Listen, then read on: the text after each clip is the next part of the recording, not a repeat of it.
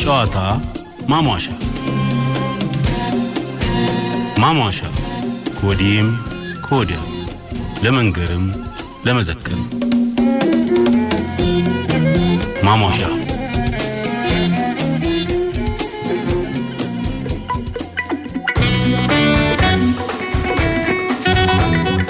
ኢትዮጵያ ትቅደም!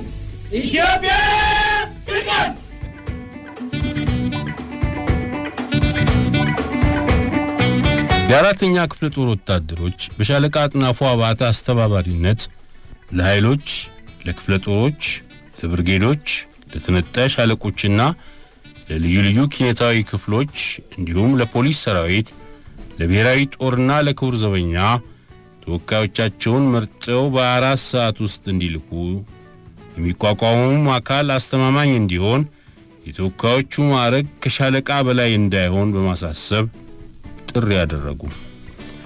ጥሪ የተደረገላቸው መለዮ ለባሽ ክፍሎች በሙሉ ተወካዮቻቸውን መርጠው የውክልና ደብዳቤ አስጨብጠው ላኩ። ሻለቃ መንግስቱ ኃይለማርያም የሚገኙበት የ3ኛ ክፍለ ጦር ልዑክም አመሻሹ ላይ ደረሰ። ተወካዮቹን ከየመጡበት የጦር ክፍል የተሰጣቸውን የውክልና ደብዳቤ እንዲያቀርቡ ሆኖ ምዝገባ ተከናወነ። ከዚያም ተራፊዎቹ የስብሰባ ክፍሉን ለቀው እንዲወጡ ተደረገ።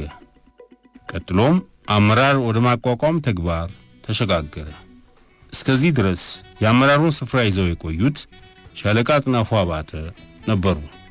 ኮሚቴውን ለመምራት ብቁ ናቸው የሚባሉ እንዲጠቆሙ መድረኩ ክፍት ሆነ። ነገር ግን እርስ በርስ አለመተዋወቅ ስለነበር እከሌ ይመጥናል ብሎ ለመጠቆም ድፍረት አልነበረም። የ3ኛ ክፍለ ጦር ተወካዮች ሻለቃ መንግስቱ ኃይለማርያምን፣ የ4ኛ ክፍለ ጦር ተወካዮች የሻለቃ አጥናፉ አባተን፣ ሌሎችም የጥቂት ሰዎችን ስም አስመዘገቡ።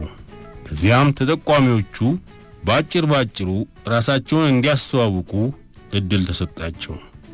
የሻለቃ መንግስቱ ኃይለማርያም አነጋገር የሁሉንም ቀልብ ሳበ። ድምጽ የመስጠቱ ሂደት የተከናወነው እጅ በማውጣት ነበር። ሻለቃ መንግስቱ ኃይለማርያም ከፍተኛውን የድምጽ ብልጫ አግኝተው ሊቀመንበር፣ ሻለቃ አጥናፉ ምክትል ሊቀመንበር፣ ሻለቃ ገብረየስ ወልዳና ጸሐፊ ሆነው ተመረጡ። ሌሊቱ በዚህ ሥራ ብቻ ተጋምሶ ነበርና ከዚህ በላይ መቀጠል አልተቻለም። በማግስቱ ጧት ሻለቃ መንግስቱ ኃይለማርያም የሰጣቸውን ኃላፊነት የተቀበሉት መሆናቸውን ለማረጋገጥና ቃል ኪዳን ለመግባት የተሰጠኝን እጅግ ከፍተኛ ኃላፊነት ያለመንታት ተቀብያለሁ። ያለ ጥርጥር የኢትዮጵያን ሕዝብ ነፃ እናወጣለን በማለት መናገር ጀመሩና የወጣነው ዓላማና የገባነው ቃል ኪዳን ቀልድና ቀላል እንዳልሆነ ሁላችንም በጥልቀት ልንረዳ ይገባል። በአሁኑ ሰዓት እንኳን ምን እየተዶለተብን እንደሆነ አናቅም። ዓላማችንን በመቃወም የሚገጥመንን ፈተና ድል ለማድረግ ቆራጥ መሆን አለብን። ድል ያለ መስዋዕትነት ስለማይገኝ ልንወድቅ እንችላለን። እኛ ብንወድቅም የሕዝቡ ዓላማ አይወድቅም። ዓላማችን ባይሳካ የእስከዛሬውን ሕይወት ወደፊት ላለማየት፣ የወገናችንን ስቃይና በደል ቆመን ላለመመልከት፣ ሳንርበተበትና ሳንከዳዳ በአንድነት በክብር በፈቃዳችንና በጀግንነት ልንሰዋ አሁኑኑ ቃል እንግባ የሚል ንግግር አድርገው ንግግራቸውን ካበቁ በኋላ አንዲት ቁራጭ ጠመኔ አንስተው ኢትዮጵያ ትቅደም የሚል ሐረግ ጥቁር ሰሌዳ ላይ ጻፉ። ቀጥለውም የአስተባባሪ ኮሚቴው ዓላማ ይህን መፈክር የተመረኮዘ እንዲሆን አሳስቡ ይላሉ ዘነበ ፈለቀ ነበር በሚሰኝ መጽሐፋቸው።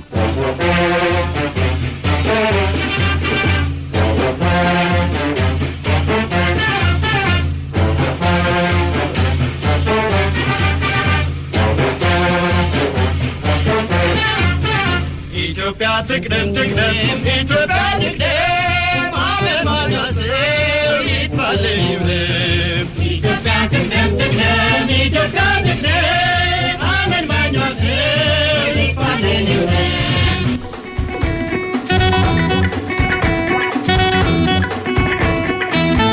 ቃል ኪዳናችንን ጠብቀን የሰጠን አደራ ለመወጣት እዚሁ መሞት ምርጫችን ቢሆን ይሻላል።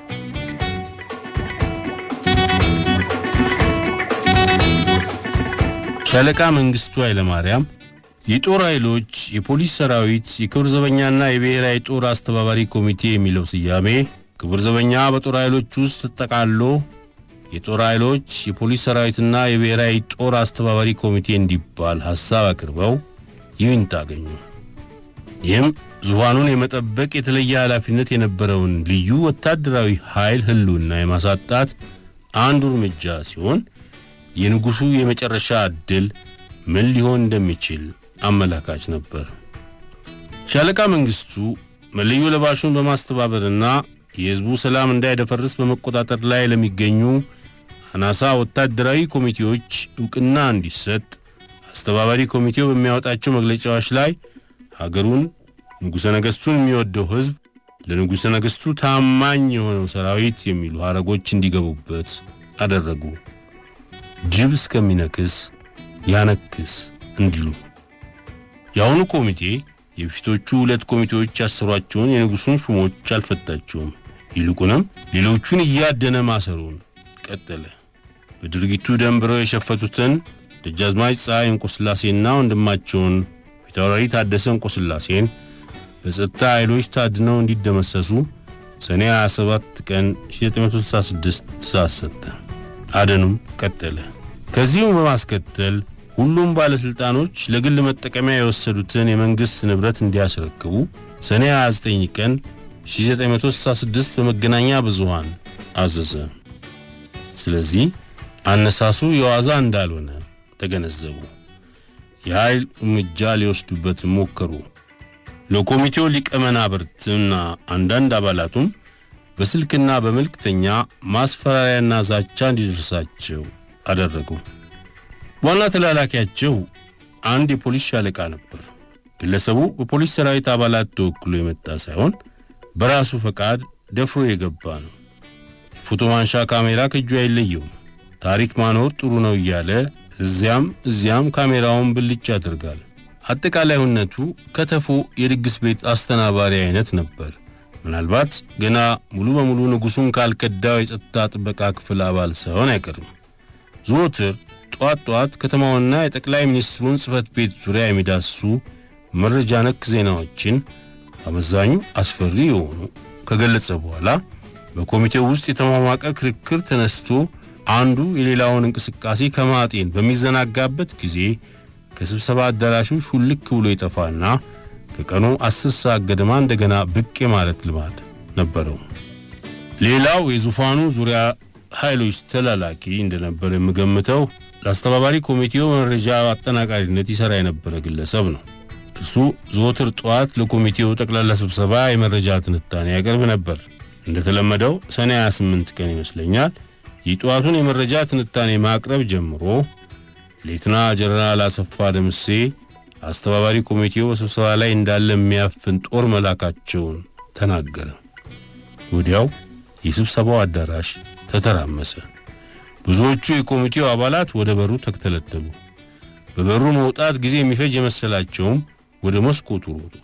በእንዴት ያለ ፍጥነት በመስኮቱ ደፍ ላይ እንደተፈናጠጡ መገመት በሚያስቸግር ሁኔታ ሁለት የኮሚቴው አባላት ከመስኮቱ ጠርዝ ላይ ቆመው ወደ ውጪ ሊዘሉ የመሬቱን ርቀትና ፍርሃታቸውን ሲያደራድሩ ጥቂት የኮሚቴው አባላትና ሁለቱ ሊቀመናብርት ከተቀመጡበት ሳይነቃነቁ አስቂኙን ተውኔት በአግራሞት ሲመለከቱ ነበር።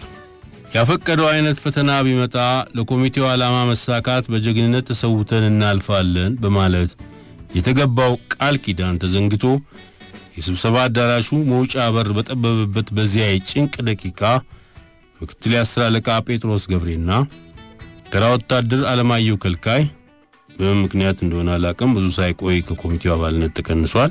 ጠመንጃቸውን አቀባበሉና አለማየሁ በበሩ በኩል ሊወጡ ወደሚጋፉት ጴጥሮስ ደግሞ በመስኮቱ ሊዘሉ ወደ ተዘጋጁት ደግነው ባላችሁበት ቁሙ ብለው ተናገሩ። ሁሉም በያሉበት ቀጥ ብለው ቆሙ።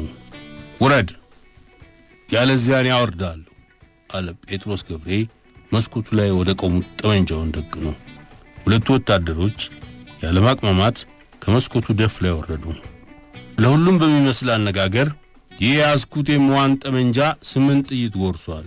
አንድሽ ከዚህ አዳራሽ ለመውጣት ብትላወሺ 7ቱን ለቅብሽና አንዱን ራስ ይወስዳል በማለት ተናገረ። በእርሱ አነጋገር ብቻ አይመስለኝም። ለጠመንጃውማ ከእርሱ የተሻለ አውቶማቲክ ያነገቡም ነበሩ።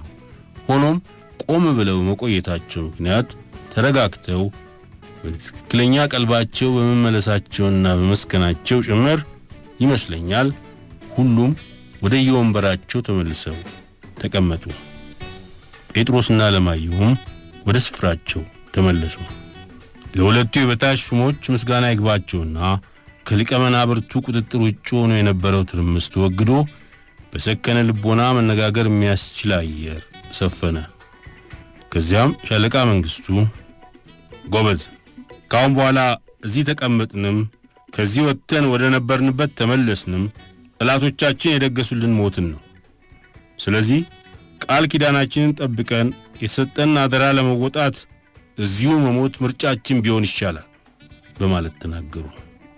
ሌሎችም በየተራ እየተነሱ የእርሳቸውን አነጋገር የሚደግፍና የሚያጠናክር አስተያየት ሰነዘሩ ይላሉ ዘነበ ፈለቀ ነበር በሚሰኝ መጽሐፋቸው።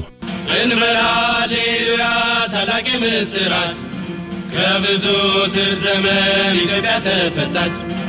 ኢትዮጵያችን ትቅደም ብለን እንገስግስ ለትውልድ እንዲተርፍ ያዝነው ትንስስ። ተነሳ ተራመድ ክንድህን አበርታ ለአገር ብልጽግና ለወገን መከታ።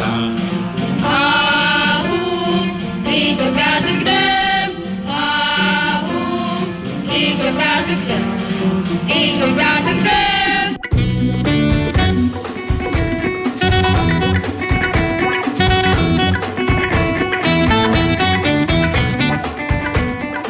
ያልጸለይንለትን ዓላማ ይዘው ተነሱ።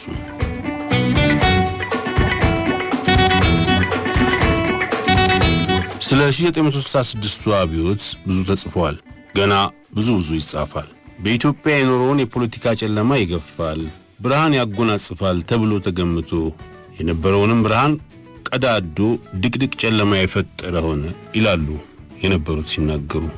አብዮቱ ሲጀመር ይላሉ ፕሮፌሰር ጌታቸው ኃይሌ በአንድ አፍታ ላውጋችሁ መጽሐፋቸው፣ አብዮቱ ሲጀመር የሚሆን ይመስለኝ ቀርቶ በኢትዮጵያ ላይ የደረሰ ጹናሚ ሆነ።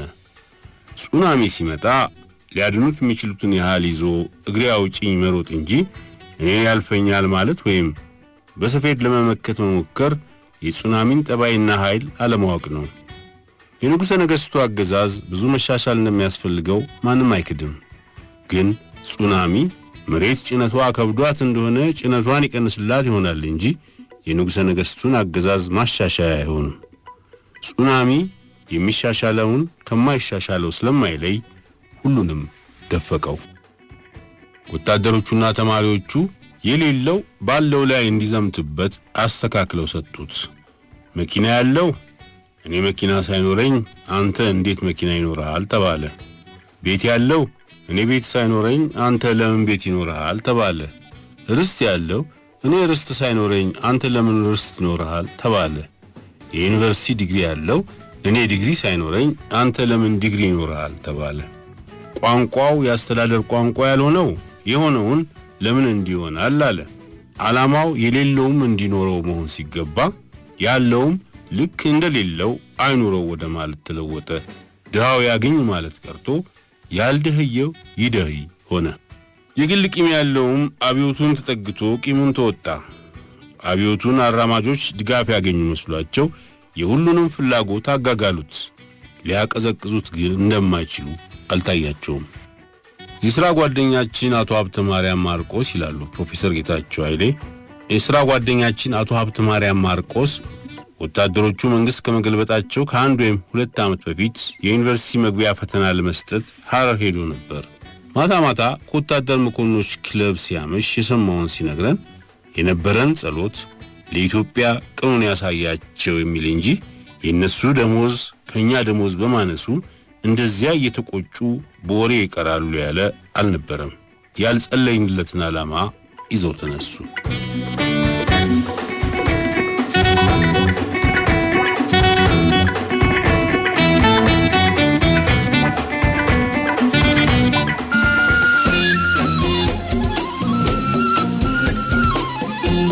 የጨዋታ ማሟሻ